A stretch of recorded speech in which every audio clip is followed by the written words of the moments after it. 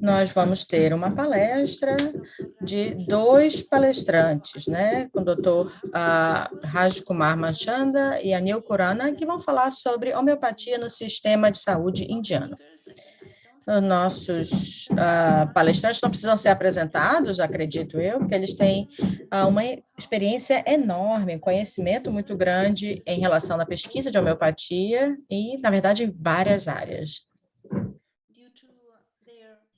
Devido à sua posição no passado e atualmente, né, seus cargos, eles conseguiram apoiar a homeopatia na Índia. Dr. Manchanda é o presidente do Conselho do Governo da Índia, do governo da parte de saúde, né, e também é o diretor do Conselho de Pesquisa de Homeopatia, e o Dr. Khurana é o vice-diretor do Conselho Central de Pesquisas Homeopáticas. E estamos muito contentes de tê-los aqui, de ter essa honra de apresentá-los. Eu estou bem curiosa para ouvir a sua palestra. A palavra está com os senhores. Muito obrigada. Eu acho que vocês estão vendo a minha tela, né? Espero. Então, muito obrigado, Carla e Olga.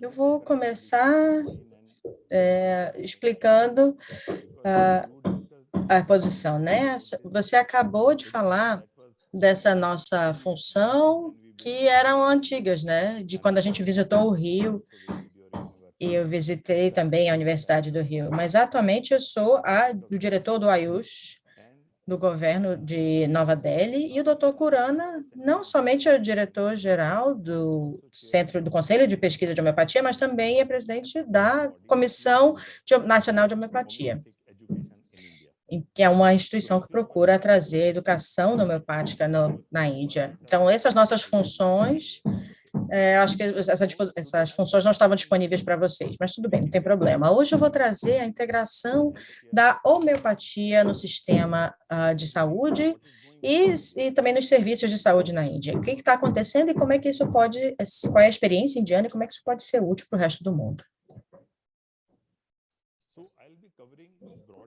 Eu vou falar rapidamente sobre o aspecto político, né, a história, políticas públicas, a história, a institucionalização, a integração da educação homeopática, prática clínica e iniciativas de pesquisa e a colaboração internacional, e como é que isso tem acontecido.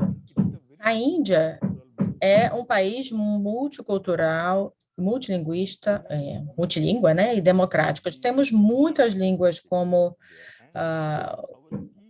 o Brasil, diz o palestrante. As nossas crenças são muito diferentes, as nossas idiomas são muito diferentes, mas nesse aspecto somos todos unidos. É um país bastante distinto, né, diferenciado no mundo. E que o pluralismo médico é um fator muito importante nos sistemas de saúde. As pessoas adotam os serviços de saúde de acordo com as suas crenças, com a sua experiência, status financeiro e acessibilidade. E o governo, por seu lado, eles tentam oferecer todos os sistemas no sistema público, né?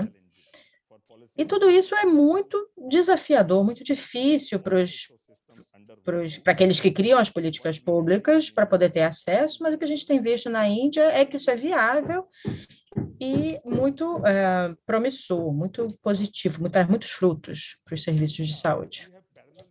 Na Índia, a gente tem esse Ministério Independente do AYUSH, que usa Ayurveda, Yoga, Unani, Siddha e Homeopatia.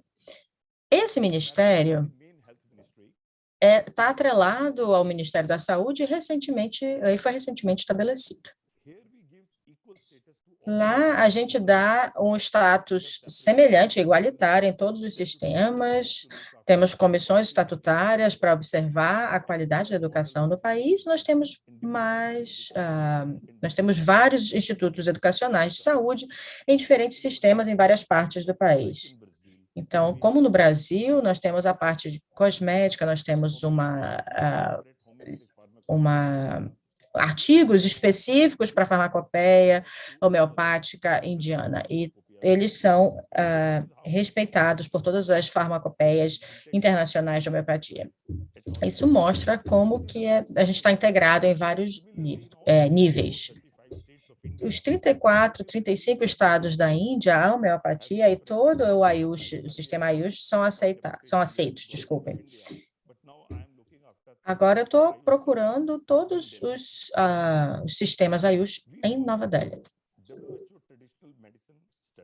A gente acompanha a estratégia nacional, tradicional da OMS, e a nossa estratégia nacional diz que a gente precisa oferecer todos os sistemas para todos os níveis. O nosso foco é oferecer todos os sistemas, pelo menos o cuidado de saúde básica, a atenção básica.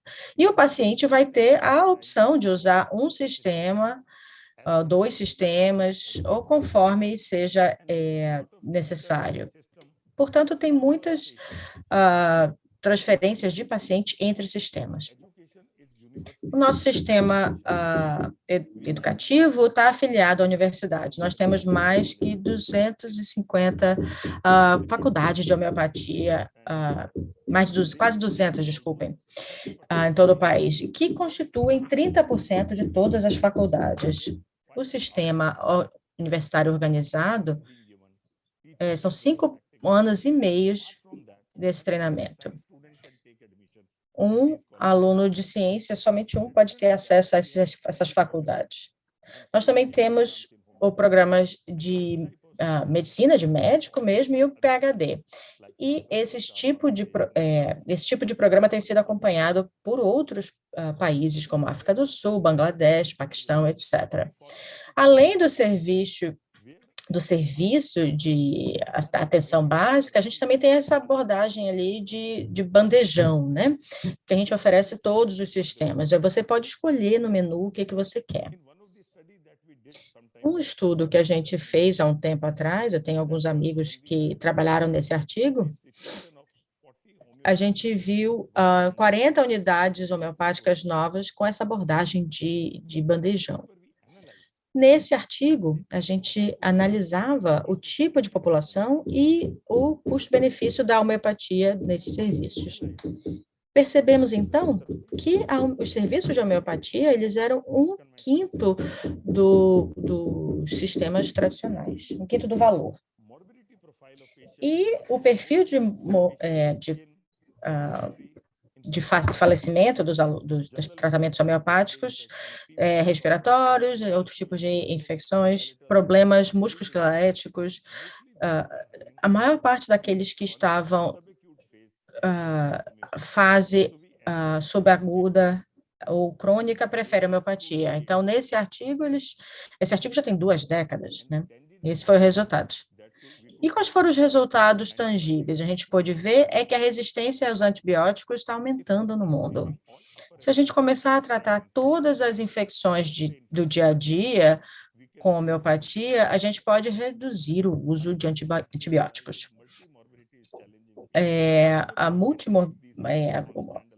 Várias mortes desafiadoras, é um campo desafiador. A homeopatia pode tratar esse tipo de casos.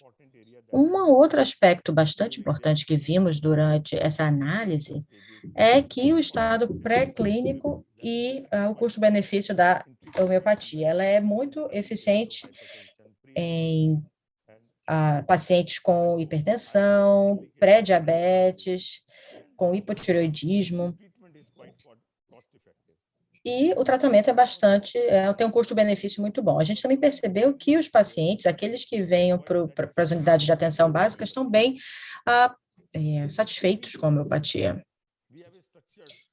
Em termos de pesquisa, a gente tem um sistema de pesquisa, que é um Conselho Central de Pesquisa na Homeopatia. Essa instituição tem uma visão global, ampla. A nossa missão é realizar pesquisa ética e científica na prática clínica, promovendo o tratamento efetivo, de qualidade, com apoio internacional. Essa instituição está fazendo a pesquisa, né, em áreas multidimensionais. Eu vou começar aqui com cultivo de plantas medicinais, fazendo pesquisa básica também, pesquisa essencial. a evolução das diretrizes de tratamento tem avançado ao longo do tempo. Então, a gente já tem 3 volumes desse livro, já cobrimos em torno de 60 a 70 doenças. Nossas publicações de pesquisas básicas também acontecem.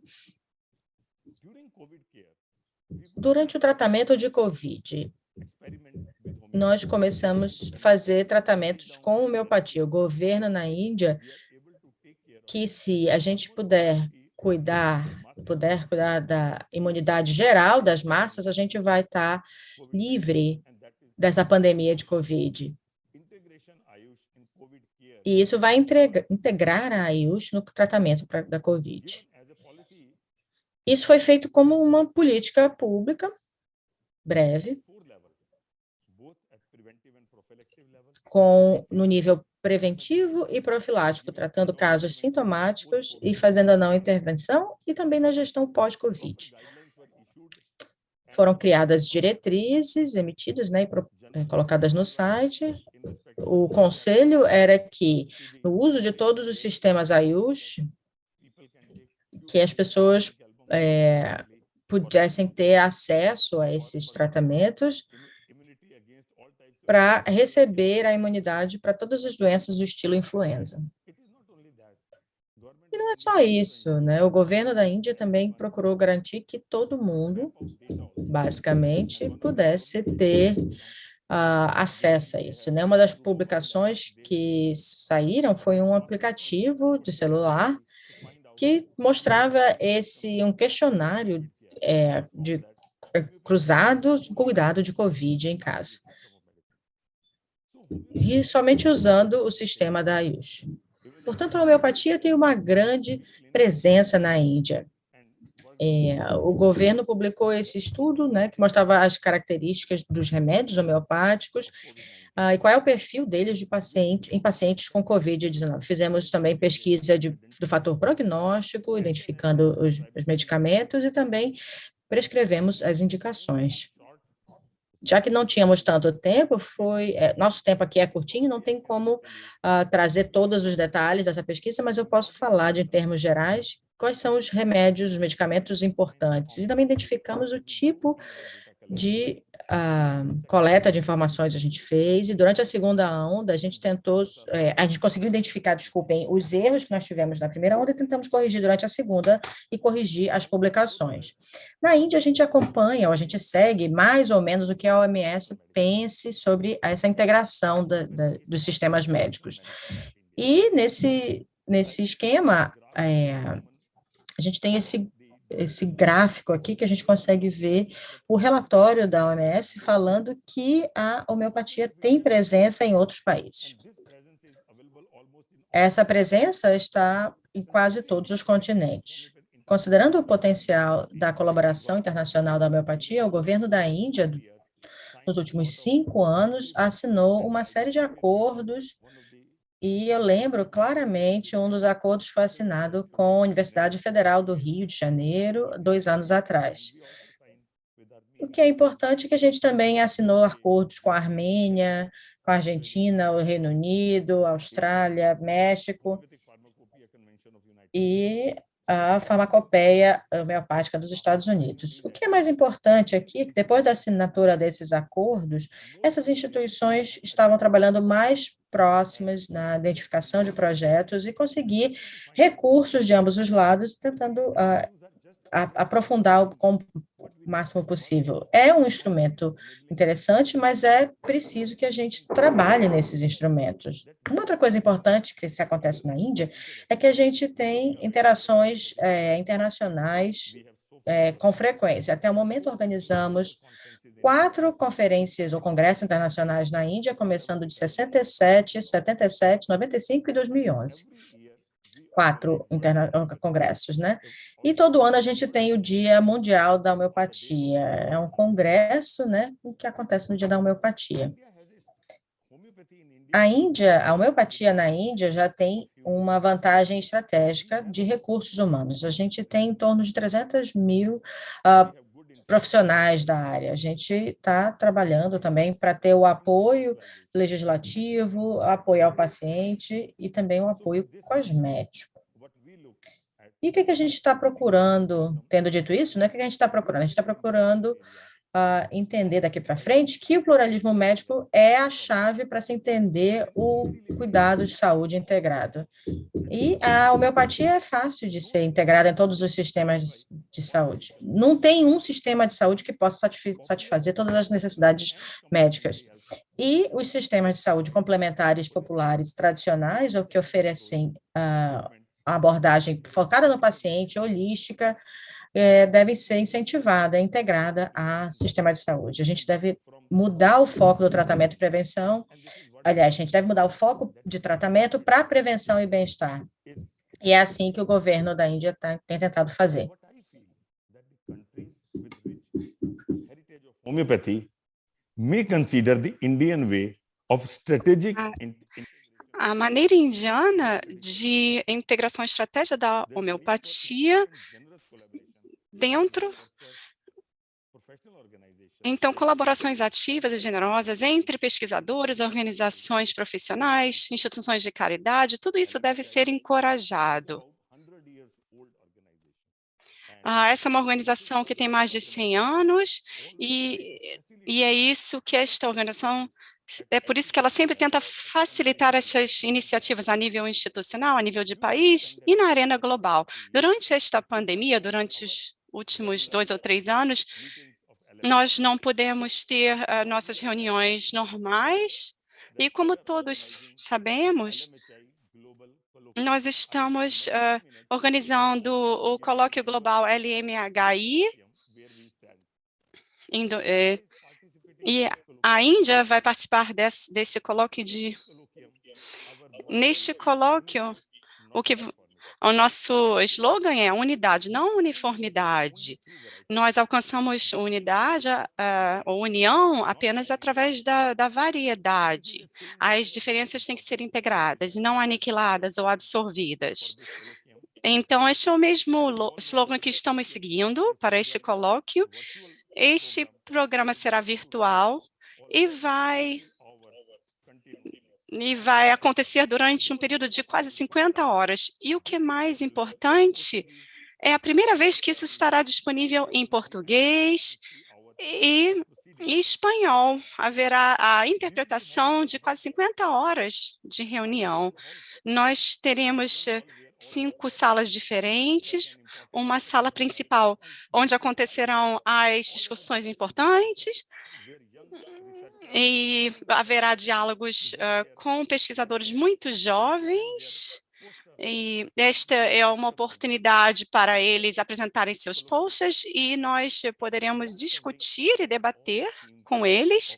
Nós vamos cobrir esses temas de homeopatia, a começar pelo Covid-19, como podemos melhorar a educação, a prática, a pesquisa, e como que a homeopatia pode ser integrada na ITCIM, e também vamos falar da revolução da Big Data. Agora,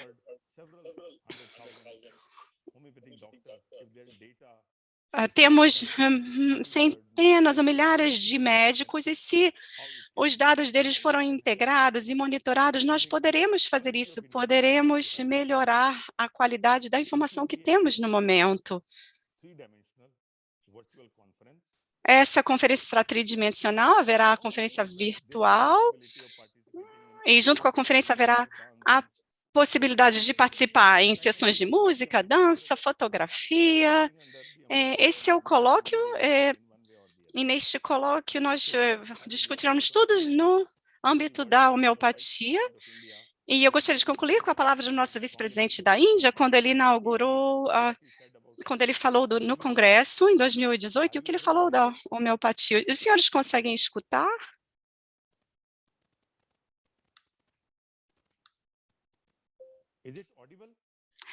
Os senhores conseguem escutar o áudio?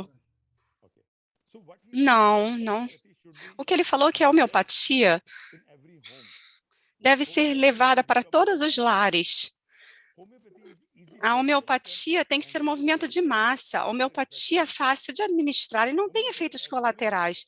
E como homeopatas, temos que lembrarmos que temos que praticar para uma missão, não por uma comissão. E não deve haver nenhuma omissão ou isenção de deveres, ou uma isenção da ética mais básica. E é bom que os homeopatas estão utilizando aplicativos móveis e armazenando suas experiências e compartilhando suas experiências através da internet globalmente. A homeopatia garante a palatabilidade, a compatibilidade e um custo acessível, mais acessível do que os outros sistemas da medicina. Então, amigos, muito obrigado por ter me dado esta oportunidade.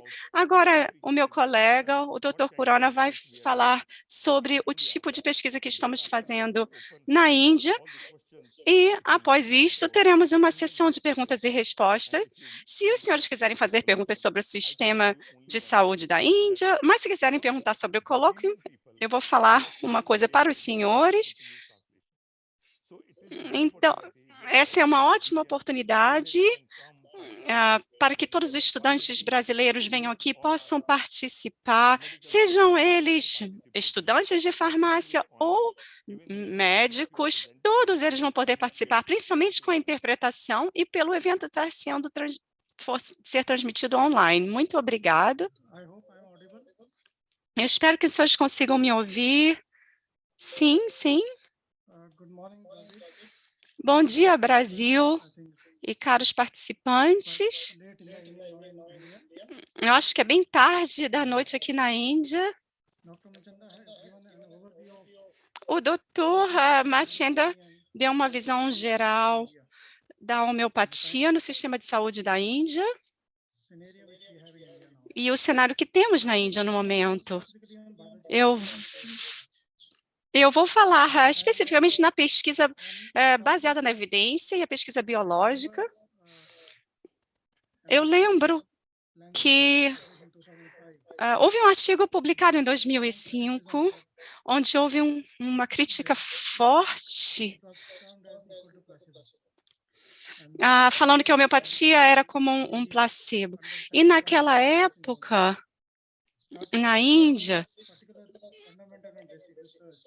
a gente começava a trabalhar nessa pesquisa investigativa em colaboração com institutos de excelência.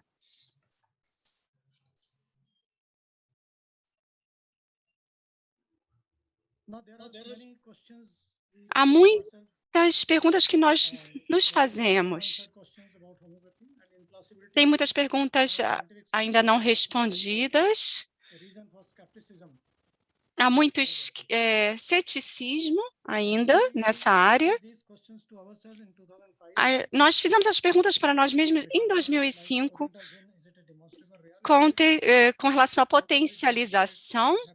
Será que é uma realidade que pode ser demonstrada? Como podemos demonstrar isso? Qual é a natureza dos medicamentos homeopáticos em sua forma potencializada?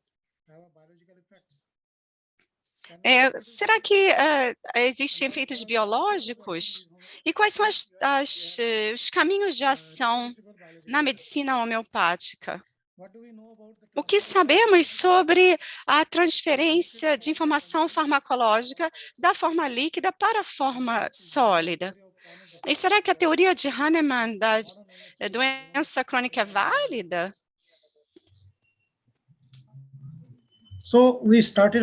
Então, nós começamos a explorar isso com um experimento, nos perguntando se há algum nanomaterial disponível.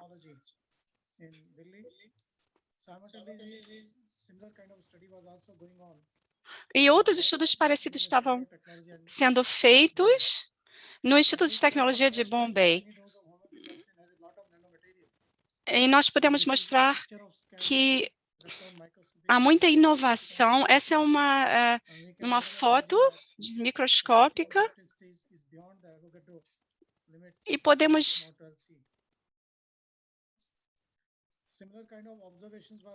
Outras observações foram feitas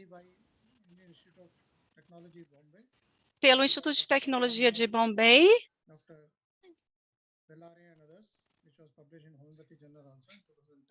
Isso foi publicado e demonstra as imagens TM das nanopartículas e agregados.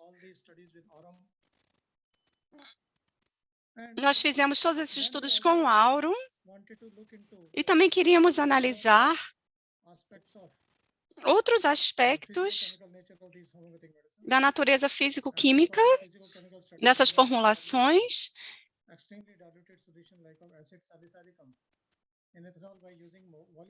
E nós fizemos mais um estudo de ácido sálico em etanol usando acústica volumétrica, acústica, viscometria. E fizemos esse estudo no prédio da nossa universidade, com o painel dos cientistas principais aqui. E aqui vimos diferentes propriedades da solução e teve uma resposta em 5C. Vocês podem ver aqui as diferentes cores e as diferentes amostras. E vocês podem ver há uma curva significativa e depois ela atinge um certo platô, essa curva.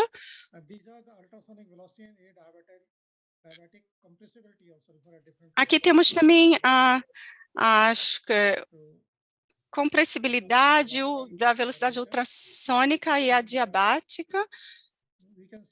E aqui podemos ver diferentes resultados, uma vez mais. E também elas atingem um platô após o C.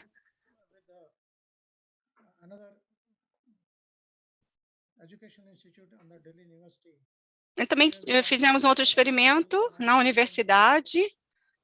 Queríamos analisar todo o conteúdo fenólico total.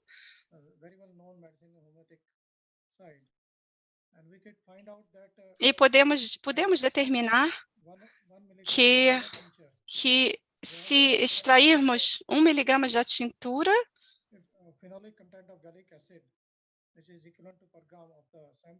o conteúdo fenólico ficava mais acídico. Vocês podem ver 30C, 200C. O conteúdo de 200C é um pouco mais baixo. Nós também encontramos 30C, 200C, vão além do fator de diluição. 200C é um pouco mais do 30C. Isso nos leva para o estudo do Dr. Belário. Então, estes aspectos físico-químicos apresentam algumas proposições. Eu lembro o professor Tamarinon, ele faleceu recentemente. Ela faleceu recentemente e ela discutiu a baixa molaridade. Ela estava tentando explicar a parte científica. She also mentioned the nanoparticles are present in very dilute and aqueous solution. E ela viu que as nanopartículas estão presentes em soluções aquosas muito diluídas, não?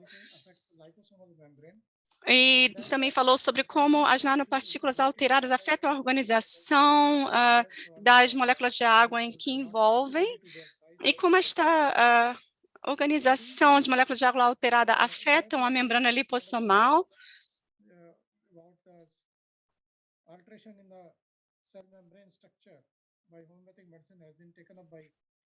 E então, que assunto de potência está relacionado à organização das nanopartículas e as moléculas de água que a envolvem, e não especificamente o tamanho. E o segundo aspecto é se estes medicamentos homeopáticos têm efeitos biológicos específicos.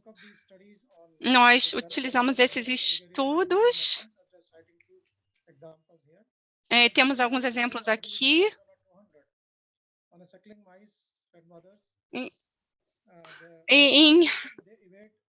Em ratos,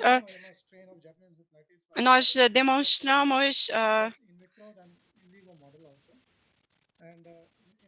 esse estudo aqui.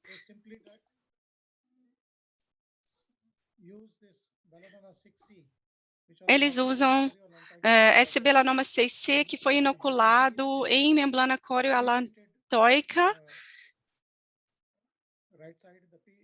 Do lado direito foi a inibição da formação e do lado esquerdo e vocês podem ver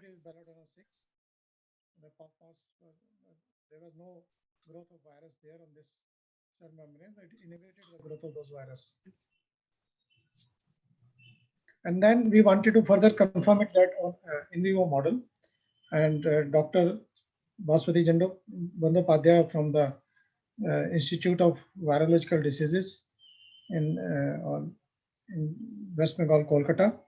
This is a good study which was published in International Journal of Temos aqui uma publicação da pesquisa microbiológica, no Jornal de Pesquisa Biológica. Nós temos esses 3 grupos de controle em ratos, cujas mães não foram ingeridas, né, não ingeriram beladona. E também temos um grupo experimental, grupo 1, que fizeram uso de beladona 200 por 7 dias, e do grupo 2, beladona 200 por 14 dias. E a média de sobrevivência é de 47,9%.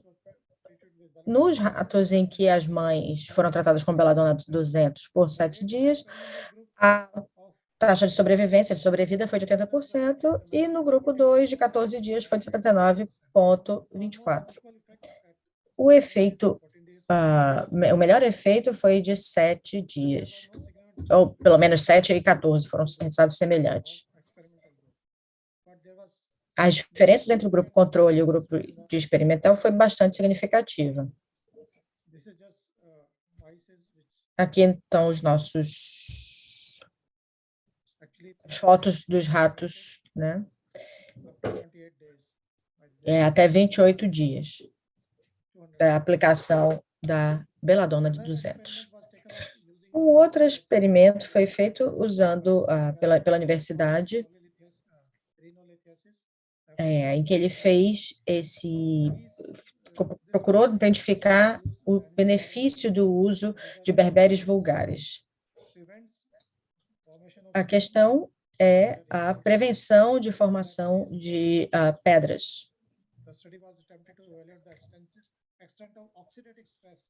E ele tentava avaliar a extensão do estresse oxidativo na urolitase, fazendo de forma a medida de parâmetros do estressor oxidante, as defesas antioxidantes no rim dos ratos. E o que foi feito? Tentar identificar. Na verdade, eles tinham um modelo e foi tentar identificar como é que seria a preponderância disso. Nós temos a foto das observações histopatológicas. Temos aqui um corte do rim, de um rato normal, aqui um rim hiperaxilúrico. A gente tem bastante áreas aqui brancas. No lado esquerdo, a gente tem os ratos que foram tratados com a beladona 200. A gente já vê aqui uma melhoria, né, com a beladona 200. E a gente vê que tem, na verdade não é com a beladona, é com o BV que foi mencionado antes.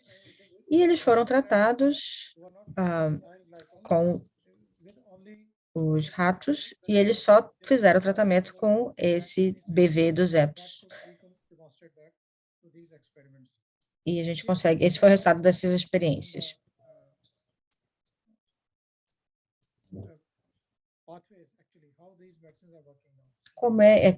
Tivemos outro estudo para entender como é que esses medicamentos estavam trabalhando para prevenir a formação de pedras. Tem mais 3 estudos que foram feitos por esse instituto principal aqui de pesquisa, Biomed Central. Ele mostrava que a calcária carbônica induz a apoptose em células cancerígenas, e a gente usou diferentes tipos de soros e em vários modelos.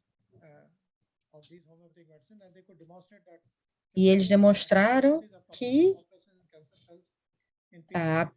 ele induz a apoptose em células cancerosas. Também é indicativo de um mecanismo de rejuvenescer o sistema imunodepresso, ou deprimido. Os resultados indicavam um mecanismo de 2 etapas na indução dessa apoptose para as células tumorais. Então, a gente teve uma perda da perda do potencial transmembrana mitocondrial, e ele acabava induzindo, na verdade, inibindo a calcária carbonácea, né? Outro estudo que nós queríamos compartilhar com vocês foi feito em Tuja. Ele acabava induzindo o carcinoma epitelial mamário, na verdade, na apoptose da célula de carcinoma epitelial mamário.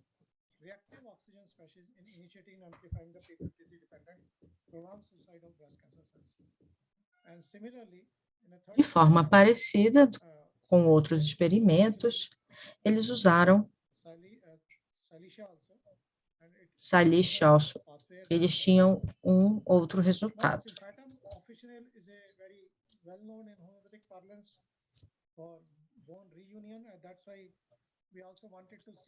A gente também queria ver a osteogênese surgindo, se ela surgiria. E a gente usou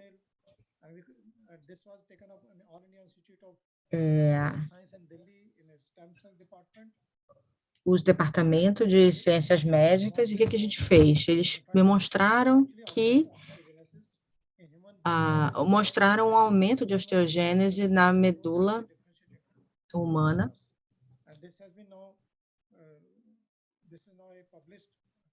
Esse estudo já foi publicado e foram resultados demonstrados de toda essa osteogênese na diferenciação, a diferenciação da osteogênese das células tronco para as células sanguíneas.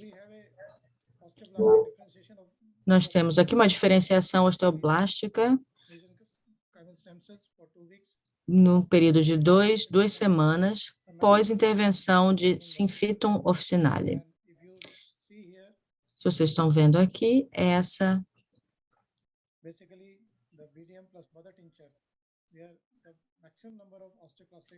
é o número maior de diferenciação osteoblástica. Aqui a gente vê essa diferenciação clara aqui em diferentes níveis, com o uso de meio de diferenciação basal. E aqui a gente chega ao motivo da minha apresentação, que é a eficácia de nanocúrcuma na formulação homeopática como intervenção terapêutica. Né? Isso foi preparado com um outro médico, o Dr. Santokar, e tentando prevenir prejuízo ali da barreira cerebral. Aqui na imagem, nós vemos 2 grupos, né? Pessoas infectadas não tratadas com o NC30C e os infectados e potencializados com etotrito, tratados com esse etom. A gente está vendo aqui o que não está infectado, seria assim, do lado esquerdo.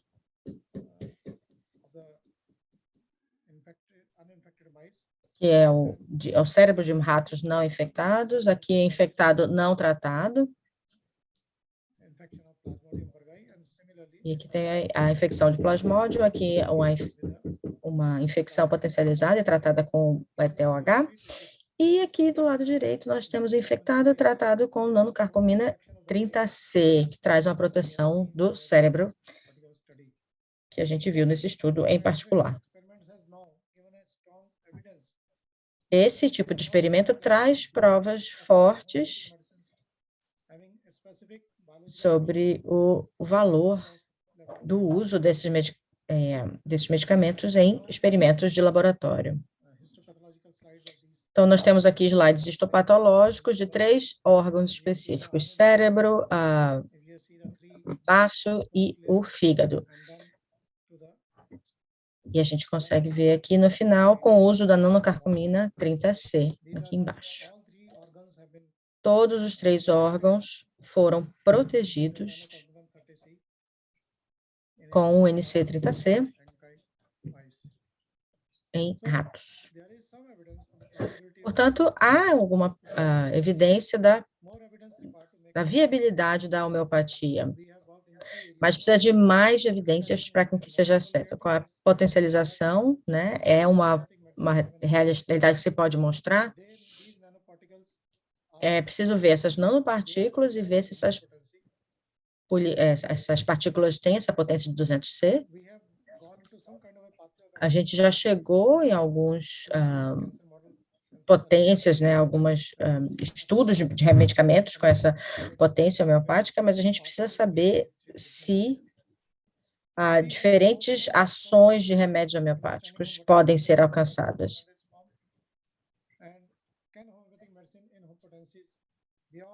Será que a gente consegue... o que a gente sabe sobre informação farmacológica da forma líquida, em termos de potência, e da forma sólida, que seriam as bolotas, né?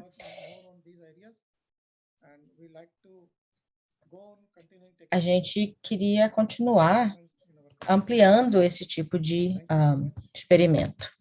Muito obrigada a todos.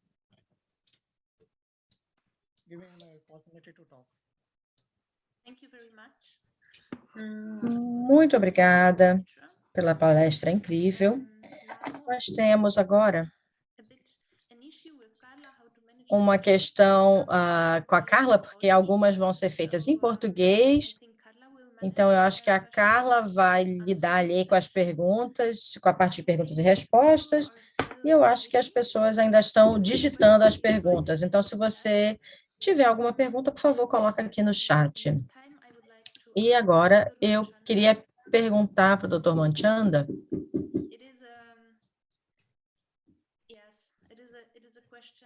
É uma pergunta relacionada à situação da homeopatia na Europa. Hahnemann desenvolveu homeopatia na Europa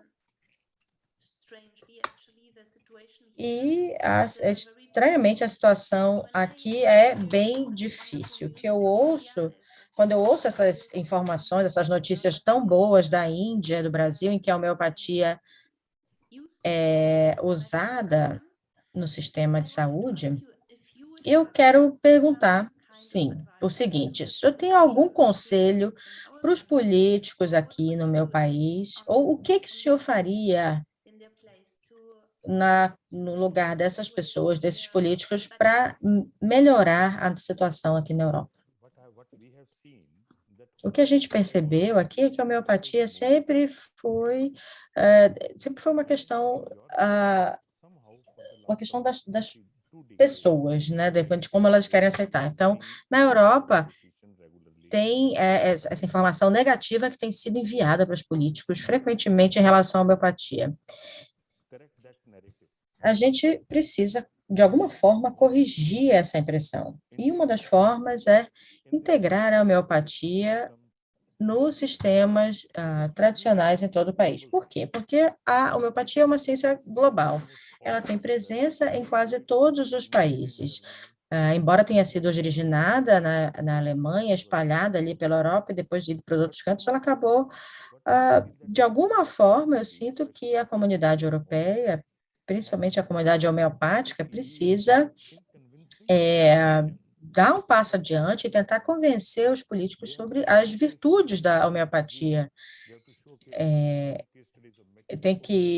Tem algumas questões ali também, tem algumas pesquisas do México, do Brasil, que acaba acontecendo. É por isso que a gente tenta fazer, aumentar a conversa sobre isso, sobre o uso da homeopatia em diferentes universidades, em diferentes países. Mas, de alguma forma, não sei por que a resposta não foi tão proativa. Portanto, apesar de ter documentos, a gente não conseguiu dar um passo adiante. A gente precisa convencer nossos políticos dos pontos positivos, e a visão negativa prevalente nesses países seja distribuída em todos os níveis, né? Seja desmistificada em todos os níveis. Durante esse nosso colóquio, a gente queria ou quer discutir a estratégia de integrar a homeopatia com os outros sistemas de saúde. Um outro ponto muito importante que eu queria fazer aqui é que o sistema educacional da homeopatia na Europa e nesses países. Lá a gente restringiu a homeopatia somente para médicos formados e eles também recebem treinamento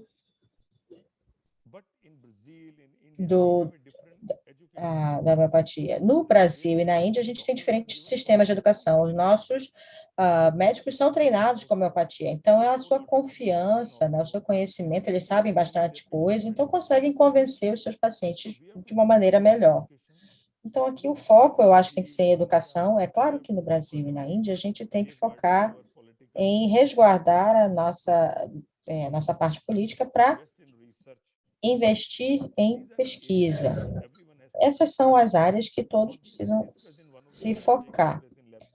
Isso foi discutido num congresso em Leipzig, há alguns anos atrás, que a gente precisava que os políticos e aqueles que criam as políticas possam ter mais instrução, mais informação sobre a homeopatia.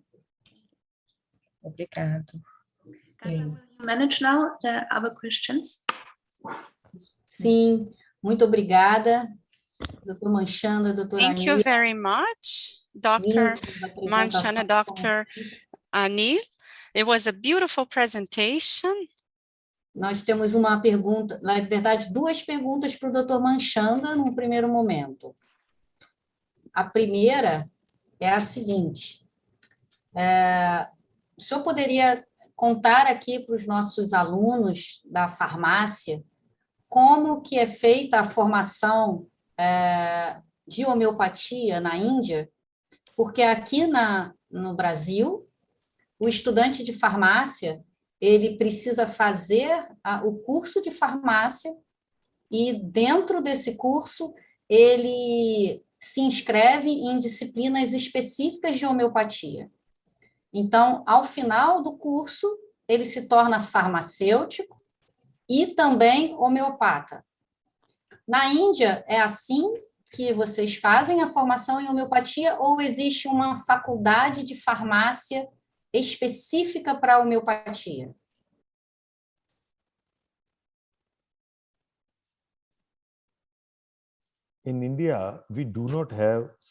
Na Índia, nós não temos educação separada em farmácia e homeopatia, da maneira como vocês têm no Brasil. Na Índia, nós temos um diploma médico em homeopatia.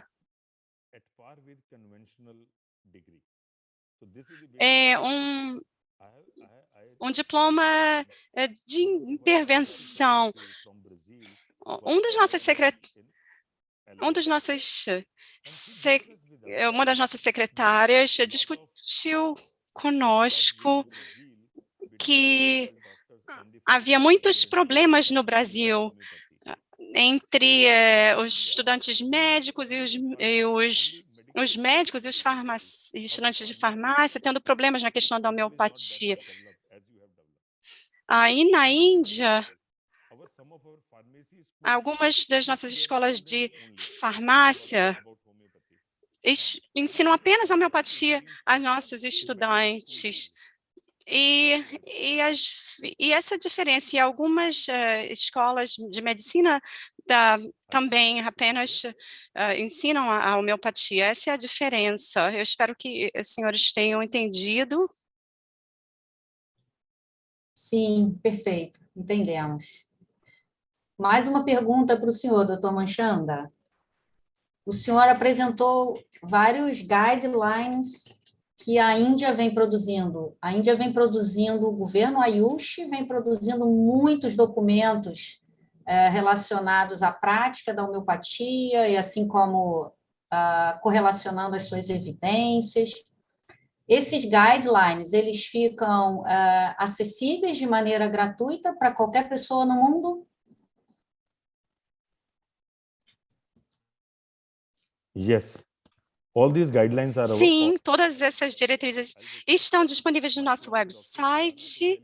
Eu vou pedir para o meu colega, Dr. Kurana, que diga exatamente os locais específicos onde estas diretrizes estão disponíveis. Vocês podem visitar o website do nosso conselho, ccrhindia.nsc. Eu posso digitar aqui na caixa de diálogo. Okay. Ótimo. So this is our website of. Este é o nosso website do Conselho Central para a Pesquisa em Homeopatia. Vocês podem ver muitos detalhes sobre a pesquisa e os diferentes tipos de diretrizes do governo Ayush, e os senhores podem também visitar o nosso website da Ayush, onde podem ver várias diretrizes e documentos, e se quiserem saber mais sobre essa parte educacional, podem visitar o website da comissão da NCH. Ok. Agora temos uma Comissão Nacional para a Homeopatia. Estamos reformando nosso setor de educação, estamos trazendo muitas mudanças no lado da educação, e os senhores podem ver todas essas informações também nos websites.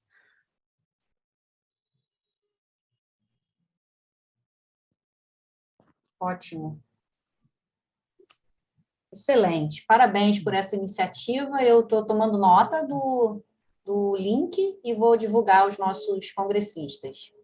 Temos mais perguntas para o senhor, doutor Anil. Eu vou falar aqui em português e a gente vai receber a tradução.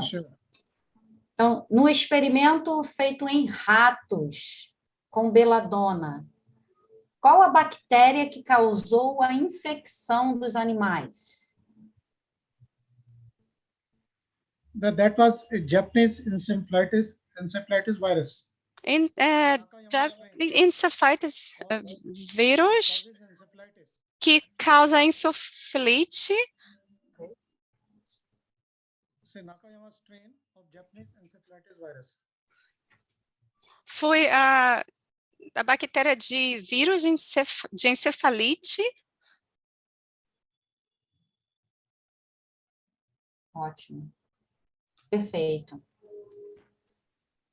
Um congressista nosso tem resultados também experimentais, mostrando a ação de bactérias, mostrando o efeito da homeopatia em bactérias resistentes a antibióticos. E a pergunta é, vocês têm dados sobre o efeito da homeopatia em pacientes internados em unidades de tratamento intensivo com infecções bacterianas resistentes?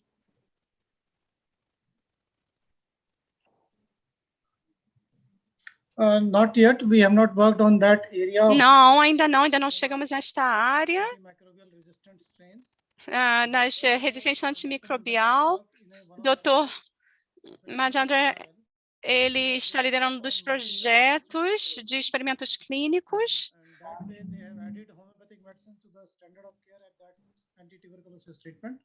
e vão tentar acrescentar o tratamento homeopático para este tipo de tratamento.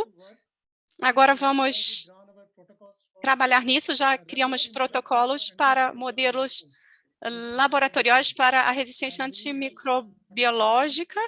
Ainda estamos trabalhando nisso, na E. coli, por exemplo. Estamos trabalhando no modelo para tratar da E. coli ou E. coli.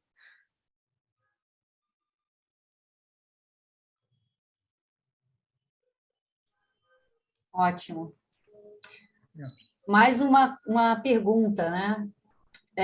A gente observa que a Índia utiliza normalmente nos seus ensaios potências muito altas, 200 CH. A gente vem observando com os resultados de pesquisa.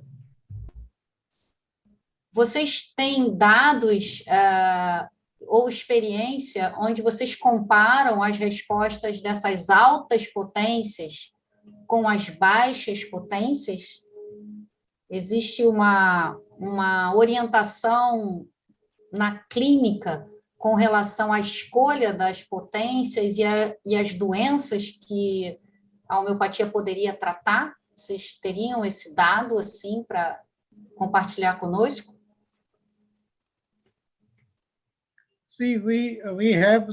Sim, nós temos alguns experimentos. Eu vou dar um exemplo que foi tentado em 6C, 36C, 200C, quando passamos para os experimentos clínicos. Estes estão abertos para que o médico possa prescrever de acordo com os sintomas. E nós começamos com 6. Se ele não responde, se o paciente não responder, passamos para 30C e 200C, e nós monitoramos os resultados de diferentes experimentos. E podemos ver esses dados nos experimentos que estão disponíveis para nós. Também fizemos testes em diferentes potências. Também vemos diferentes sintomas com diferentes potências, com o mesmo medicamento.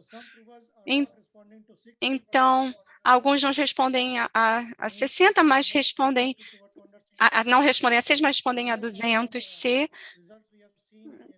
Resultados similares vemos em experimentos em pacientes de insônia.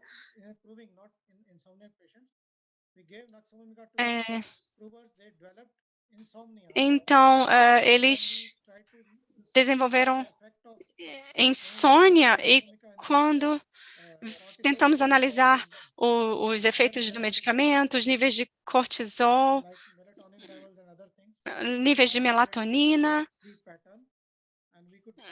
e quando pudemos determinar que os 200C têm um resultado melhor do que se comparado com 6C e 30C, e vimos que os níveis de cortisol é diretamente responsável por essa insônia, e ao melhorar esses níveis de cortisol, conseguimos trazer resultados melhores para o sono destes pacientes.